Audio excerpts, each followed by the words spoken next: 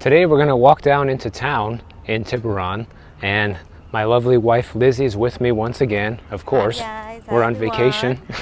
You enjoying it here so far? Yes, it's beautiful. I love Tiburon. Yes. So listen to this, guys.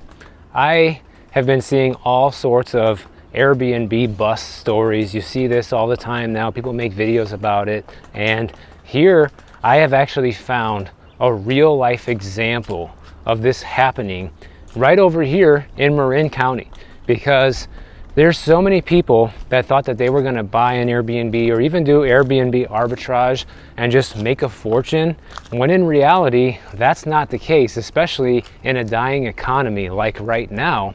And the big part of the problem with Airbnb bust in most areas is oversaturation, right? There's too many Airbnb operators in any given area that forces prices down. We're even seeing this in Miami and a lot of other areas of Florida. People get into this as a get-rich-quick scheme, and it's kind of backfiring for people that didn't get in on the game early, okay?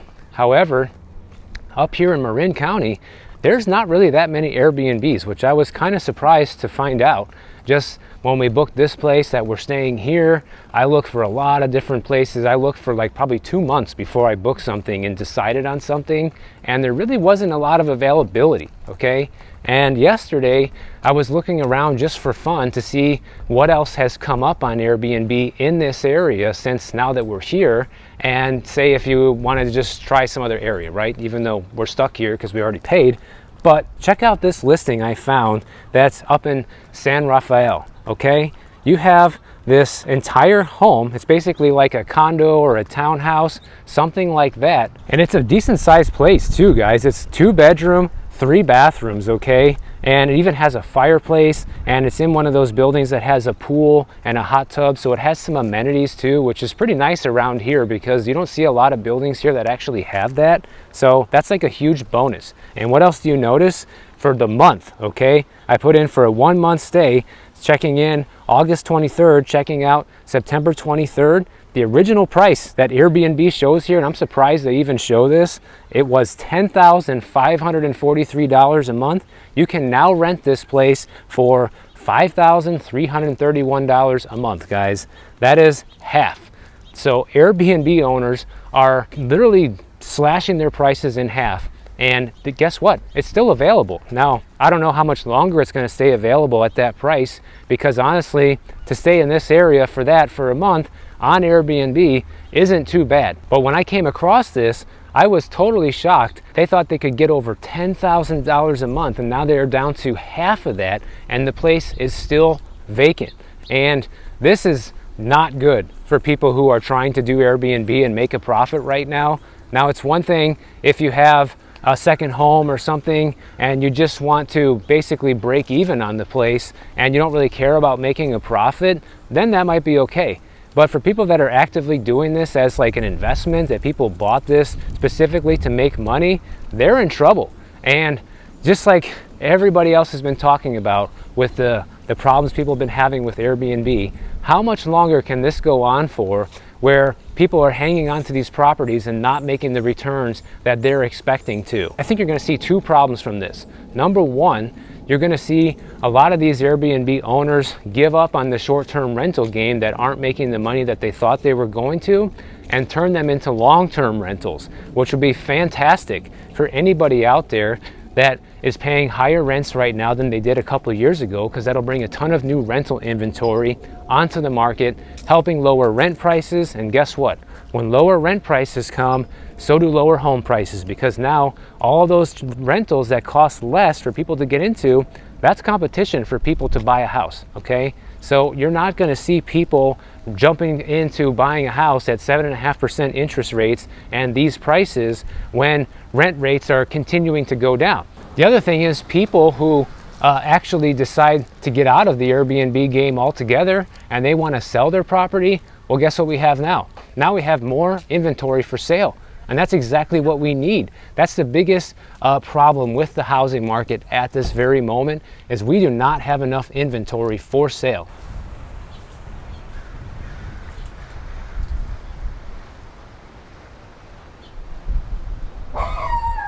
So I think there was something in the magnitude of close to 2 million Airbnb rentals in the United States right now. What happens when a bunch of these people say game over, guys, and they start listing these properties for sale because they're slashing their prices in half and not getting them rented? And I think this is going to have a huge impact on the housing market, and it also goes to show you the state of the economy right now, because if everything was so great like everybody's saying, why wouldn't they be able to get this place rented? You know, it's in a beautiful area.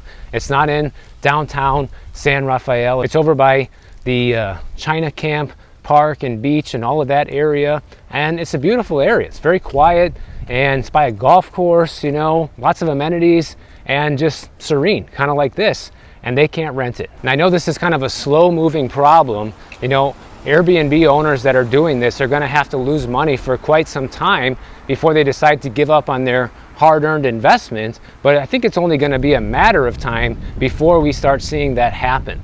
And it's not even just Airbnb owners that are getting desperate, it's also hotels. Check this out. I stayed one night over here in the Marin Suites, and that was the first night where I was up in Marin County. I had to stay there one night before my Airbnb check-in. Look what they're doing over there. They have some body wash and shampoo, whatever it is, available for you to use for free at a lot of these hotels. Well, here you can use it for free, but if you want to take it home, check out what it says. Any of our products can be taken home with you for $25 each. So they're trying to get people to pay 25 bucks to take home shampoo and conditioner. That's per bottle, okay? As you can see, that's $25 each. Who pays 50 bucks for this tiny little bottle of body wash and shampoo? And let me tell you, it wasn't even that great. It didn't even smell that good. So I don't know who's doing that. And it's not even just that. They also had 2 metal bottles of water on the table when you walk in, and check this out. One was sparkling water, one was regular water, and you can take one of those for $2.75 each. Yeah, why not? Let's do it, right? Let's take that. I'll take you up on that. $3 for a bottle of water, guys. I mean, how desperate are these hotel operators getting to make a profit if this is what they're turning to? And I think it's just crazy that it's coming down to this, and it's not even like a really fancy hotel. It's one of those places that looked a lot better in the pictures than it was in real life, if you know what I mean. You know, it had like a smell when you get in there. You could tell it's been kind of beaten up and abused over the years.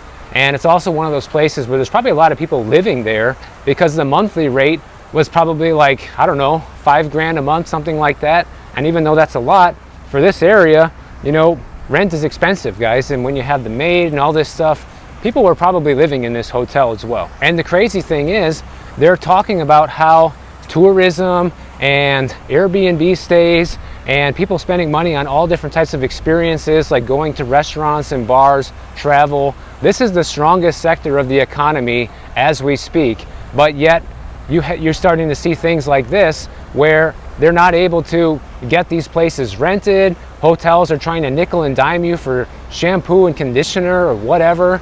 And I shared with you guys other anecdotes on my trip where you have the Hilton wanting to charge you for bottles of water and just all this nonsense, guys. No microwaves in the room, all this crap. And you can stay at a cheap, you know, Best Western for 120 bucks a night and get everything for free plus breakfast. So everything's upside down when it comes to hospitality as well.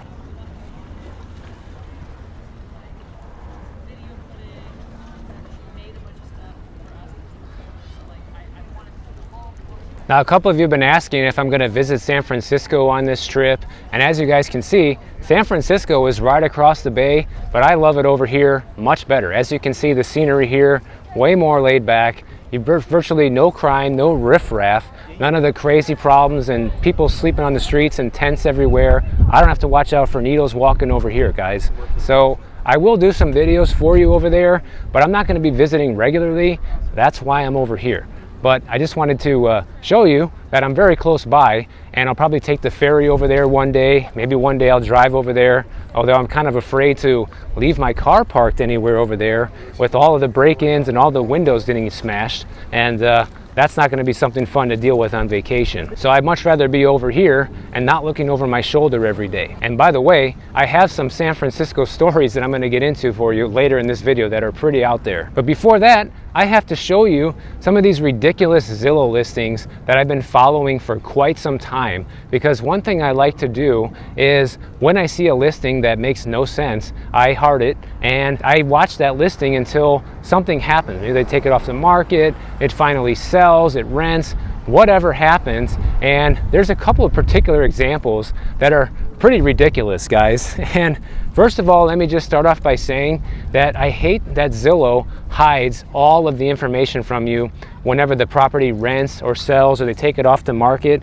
because as you can see, what they do here for this listing, all you can see is that it sold for a certain price on a certain date, but then they take away that you can't see the property history anymore of previous price reductions or how much they started off asking for, when it originally hit the market. You can't see property tax info, anything like that once the listing is completed. And so Zillow is definitely doing their fair share of, you know, basically hiding information from consumers that would be very helpful in making a home buying or renting decision. But anyways, the point is that this listing that I'm putting up on the screen here just sold in June of 2023. This was an OpenDoor listing that OpenDoor bought in Venice, Florida, and they just sold it for $410,000 in June, okay? And the Zestimate even says that it's 408. So even the Zestimate says it's worth a little bit less than whoever paid for this house. But here's the kicker. OpenDoor bought this house in June of 2022 for $536,000, okay? And they just sold it for $410,000. So they lost $120,000 without even factoring any turnover costs, any carrying costs such as property taxes, insurance, utilities, anything like that, any real estate commissions. So you can easily bet that they lost well over $150,000 to maybe $170,000 or $180,000 on just this one deal. Look at what they had to do to sell this place. First, they thought they were going to be smart and flip it for $550,000 and make a small profit. Then it was price reduction after price reduction, guys. I can't even count how many are here right now looking at this on my phone. But probably at least 10 price reductions over the following year, all the way down to $430,000, and that was enough to get a contract for $410,000. So that just goes to show you how much people that are thinking that they're just going to get into the home flipping business and turn properties around like this are completely upside down with it. I think that's a good thing, because it shows you the reflection of where the market's going. Because so many people keep saying, oh yeah, price is going to continue to go up. Well, ask OpenDoor if that's what happened with them, because clearly with an example like this, it did not, and it went down pretty hard for them and they lost a ton of money. And they can afford to lose that money because they're a publicly traded company, so they just get all their money from their shareholders. But what about you? If you as the individual who are banking on the fact that you think real estate's going to continue to go up forever right now, that could be you. So you need to be very careful with this right now. Now here's another listing, and I did a video probably like 8-9 months ago, I don't even know how long it was, that I went to different areas in Miami and showed you some of the more dangerous neighborhoods, I guess you could say. And even then, houses over there were in the $500,000 to $800,000 range, which is kind of insane, even though the areas weren't the greatest. And I saved this listing back when I did that, and this listing is still available for rent today. Okay, so that was almost a year ago, and it's still for rent. And they're asking $4,200 a month for this dinky little 1-bedroom, 1-bath house, and it's in not a good area, guys. It's not a good area at all. It's next to a really rundown trailer park, and lots of crime in this area. There's lots of shady characters just hanging around. Not good. And since this property is actually still available for rent on Zillow right now, we can see the interesting trajectory that this property actually took. If you go all the way back to 1998, that's as far back as Zillow goes with this listing, it sold for only $28,000. Then somebody sold it in 2005 for $87,000, made a decent profit. They were still able to take advantage of the increasing housing market back then and sell it to somebody else for $140,000, and that person is the one who lost their shirt. That's the person that's probably likely buying today and this is where I think things are going next, because look what happened. They bought this house for 140 grand, and then in 2011 probably sold as a short sale or foreclosure for 32K. The lowest selling price besides 1998, guys. So if you think real estate always goes up, why was this house worth practically the same in 2011 as it was in 1998? But then you had more flipping going on with this house. This house has just been passed around like a hot potato, okay? So the person that bought it for 32K, they sold it in 2021 for 170 grand. Now that's how you make money in real estate. And that person bought it and listed it for sale for 425,000. Just goes to show you how bold people can be when it comes to trying to sell property like that. I mean, buying something for that cheap and turning it around trying to sell it for that much is ridiculous. And obviously they didn't sell it, but the fact that they listed it for rent back in March of this year for $4,200 a month, and it's been listed for rent ever since and no takers, clearly it wasn't a good real estate investment. They're not getting their money back on this, and even if they're able to get anywhere near that, let's say they were able to rent it for $3,000, which is way too high for, you know, renting a place in the ghetto essentially, and they lost all that income from March until now. So my guess is they're not going to be able to rent this place at all and for anywhere near this price.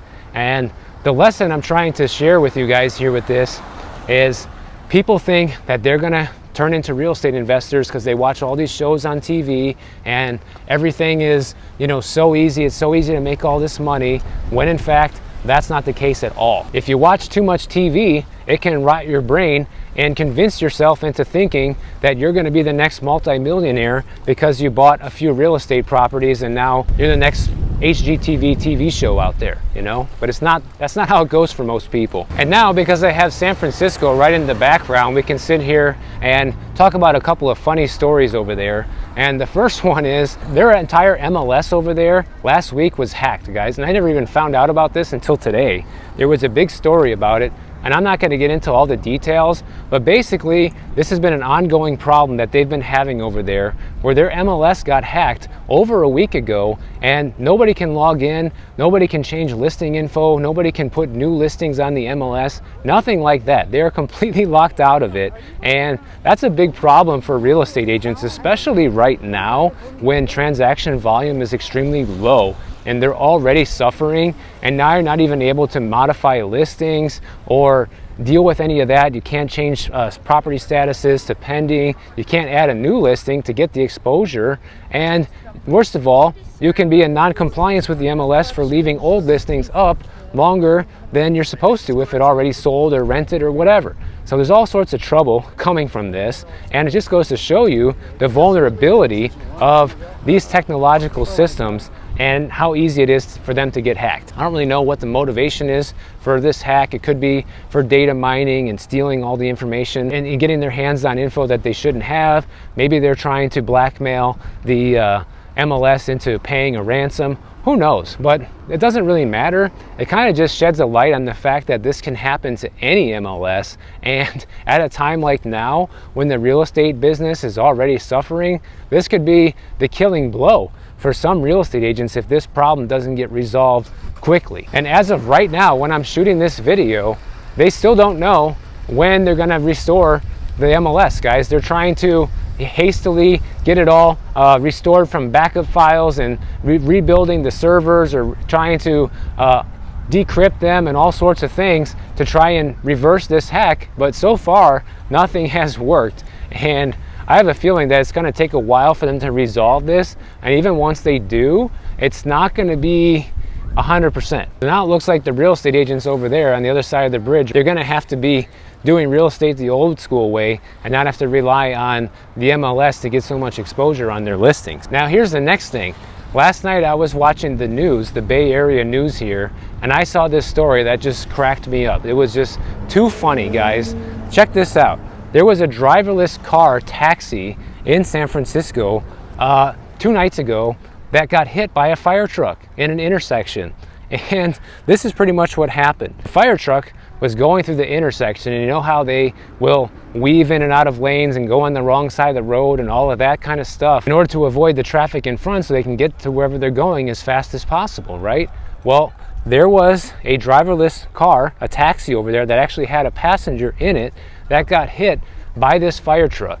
And basically how this happened, fire truck was going through the intersection, and instead of the driverless car stopping and waiting for the emergency vehicle to pass, it kept going, and it got right in the way of the fire truck and got smashed. According to the news, they said that if there was a person driving this car, this wouldn't have happened, because when you hear sirens and you see the berries and cherries in the rear view, you get over and you wait, even though the light was green, because that's one of the defenses that the driverless car company is saying, like, well, the light was green and technically it wasn't our fault because the car was just doing what it's supposed to. No.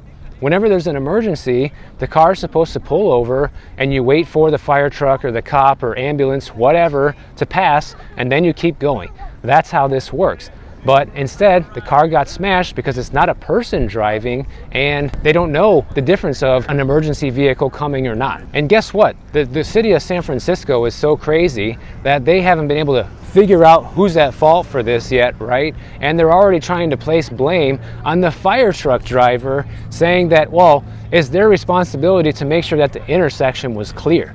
Like, how ridiculous is this, guys? I mean, it's just like one bad idea after another over there, and I feel bad because right over there is one of the most beautiful cities in the world, and I'm not kidding. I actually love it from a perspective of the landscape and how walkable it is. They have many different great restaurants and things to eat over there, to see. There's more parks than any other city, I feel like, in the country, and it's a magnificent place on earth, but it is being destroyed by one bad policy decision after another. And this is the latest thing. You know, if everybody could just band together, right, and not be dumb enough to ride in a driverless car taxi, things like this wouldn't happen.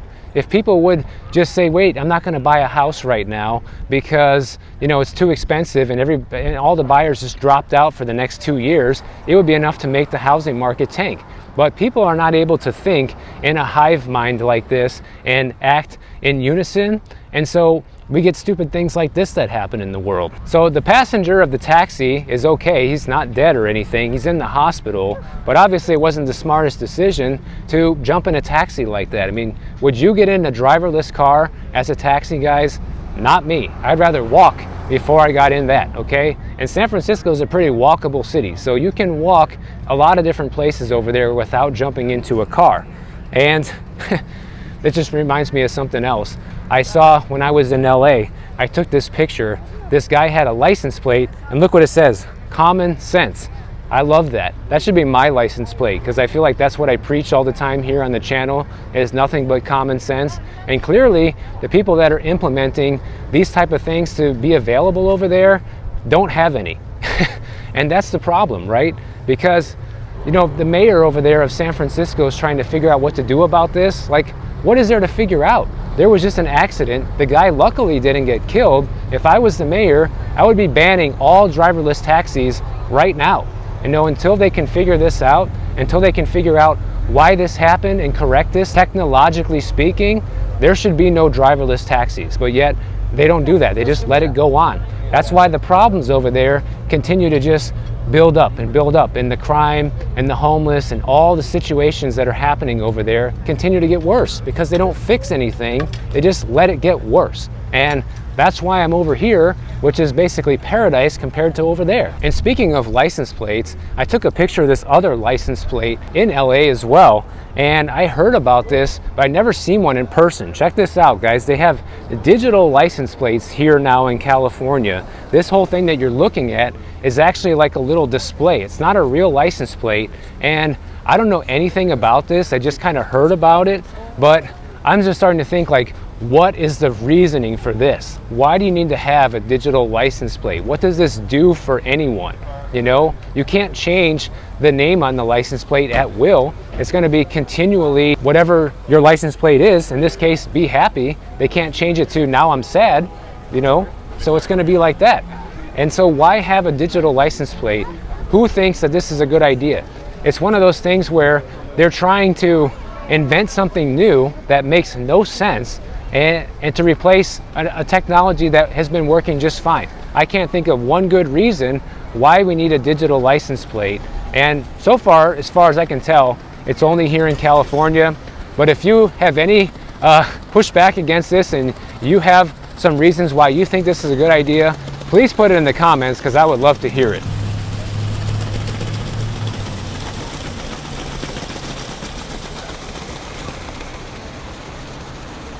So lots of crazy stuff happening out there. Who knows what's going to happen with all these Airbnb owners. You know, I was going to get in on this Airbnb game a couple of years ago, and now that I'm seeing stories like this, I'm pretty glad I didn't, because I think if your profit margins were already slim to begin with, you would be in pretty bad shape right now. So if you guys enjoyed this video, make sure you're subscribed to the channel, and if you don't want to wait for my next one to come out, check out this one on the screen right over here, and I'll see you in the next one.